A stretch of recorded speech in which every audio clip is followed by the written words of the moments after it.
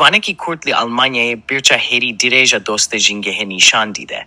Endaziyara Kurdê avahîsaziyê Şemzîn Ebas, ku li Almanyayê dîcî bi dizayn kirîna birca herî bilinda dostê jîngehê li cîhanê, ku bilindahiya ve 3,350 metreye, navê xwe dikada navnetevê de dide nasîn. Şemzîn Ebas, ku di sala 1990 û sêde li Herêma Kurdistanê jî dayîk bûye û ev heft salên li bajarê Stuttgartê Almanyayê dîcî. Di ahaftineke taybet de ji Kurdistan 24 re ragihand. Ev birç bi teknolojiyên jîngehbarêz ên herî nû jên hatiye dizayn kirin, ku di ware enerjî û avê de bi temamî xwe gihîne. Ebas got, min ji bo hilberîna elektrîke, xwe spartiye enerjiya rojê û bayê. Her viha ava baranê bi sistemeke moderna parzûn kirin û ji nû ve bikaranê tom kirin û pakîj kirin da, ku ava vexwarine peyda bike. Dizayn kirina projeyê nêzîkî du salan dom kiriye û di çêkirina vê de zêdetirî 48,600 perçeyên plastîk ên Legoyê hatine bikaranîn. Li gorî Ebas, birc bi awayekî hatiye sêvîrandin ku bikaribe li hemberî hemû karesatên xwezayî li ber xwe bide.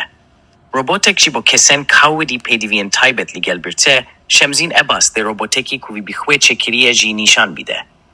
Ev robot bi taybetî ji bo alîkariya kesên xwedî pêdiviyên taybet, nemaze nebînan hatiye amade kirin, da ku di çûnû hatine de alîkariya wan bike.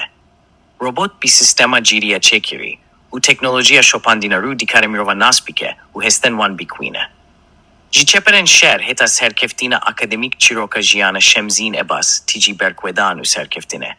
Ev ku di dêma şerê li dîcî Daişê de veke peşmergeyekî Quebec li gelek eniyan şer kiriye û çend caran birîndar bûye.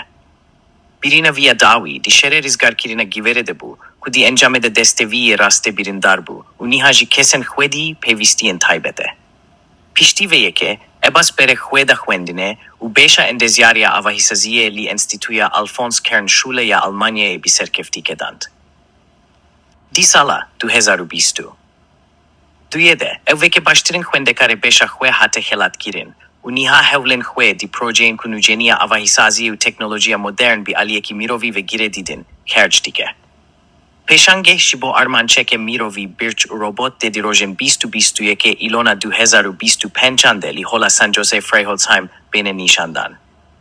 Dahata ku ji vê çalakiyê be kom kirin, dê bi temamî ji bo piştgiriya nexweşên penceşerê li Herêma Kurdistanê be terxan kirin.